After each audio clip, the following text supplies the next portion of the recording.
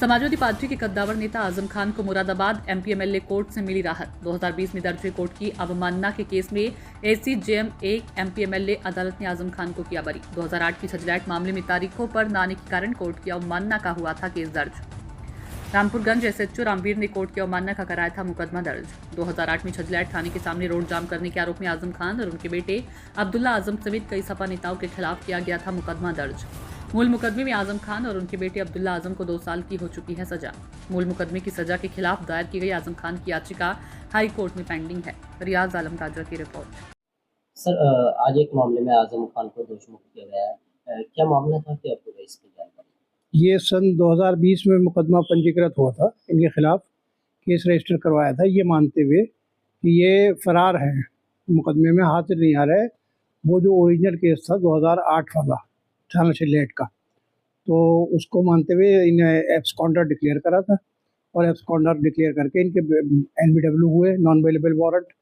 फिर प्रोसेस जारी हुआ 82 CRPC का, फिर 83 CRPC का, और उसके बाद ये जब वो प्रोसेस एग्जॉस्ट हो जाते हैं तो फिर 174A का मुकदमा कायम होता है। वो मुकदमा कायम हुआ था सन 2020 में। वो केस था ये आज। क्या रिलीफ हुआ इसमें? इसमें ये हुआ कि पुलिस ने इसमें हमारे खिलाफ चार्जशीट लगाई थी, आजम खान साहब के खिलाफ, और उस चार्जशीट के खिलाफ पहले तो हमने उसे एजिटेट करा, फिर उसके बाद वो नहीं मानी गई तो फिर केस कंटेस्ट करा। केस में उन्होंने गवाह पेश करे, अपने 7 गवाह पेश करे प्रोसिक्यूशन ने, अभियोजन ने, और एक डिफेंस विटनेस हमने पेश करा, और उसके बाद केस ट्रायल हुआ उसका। और आज वो case ACJM court number 1 MP special court MP MLA Moradabad से, उसमें वो बरी कर दिए गए। इससे क्या रिलीफ मिलेगा आजम खान को? आजम खान साहब के तो केसेस की गिनती जो है वो उसमें एक कमी आ गई, जितने टोटल केसेस हैं उसमें से एक गिनती में कमी आ गई।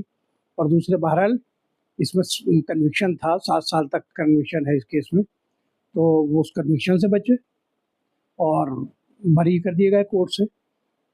ये इंसाफ मिला उन्हें, ये सबसे बड़ा रिलीफ तो यही है। छजलैट प्रकरण में आजम खान और अब्दुल्ला आजम के खिलाफ जो केस है उसमें कैसे? छजलैट वाले केस में जो 2008 का केस है उसमें अपील पेंडिंग है उनके। अब्दुल्ला आजम साहब का अपील पेंडिंग है यहाँ मुरादाबाद में, special court MP MLA Moradabad में, और उन आजम खान साहब का जो अपील है वो वहाँ पेंडिंग है इलाहाबाद हाई कोर्ट में। उसमें भी क्या स्टैंड होना है? क्या उसमें जब वो केस राइप हो जाएगा तो अपील तो नोटिस सर्व हो जाएंगे, प्रोसीजर सब पूरे हो जाएंगे कंप्लीट, तो फिर उसमें आर्गूमेंट्स होंगे और आर्गूमेंट्स के बाद जजमेंट होगा, दोनों में, यहाँ भी और वहाँ भी। फिलहाल माना जाए आजम खान साहब को एक बड़ी राहत मिली, बहुत बड़ी राहत मिली है। और उस अपील में जो अब्दुल्ला आजम साहब वाला है उसमें सुप्रीम कोर्ट ने, ये ऑनरेबल सुप्रीम कोर्ट ने ये तय करा था कि वो जुवेनाइल है कि नहीं है, ये वाले डिसीजन होना है। और चूँकि उनके वो कम उम्र है, दोनों सूरतों से अगर उनकी दोनों डेट ऑफ बर्थ मानी जाए तो दोनों सूरतों में वो 18 साल से कम उनकी उम्र बैठ रही है। उसमें ये पहले डिसीजन होगा, फिर उसके बाद हेयरिंग।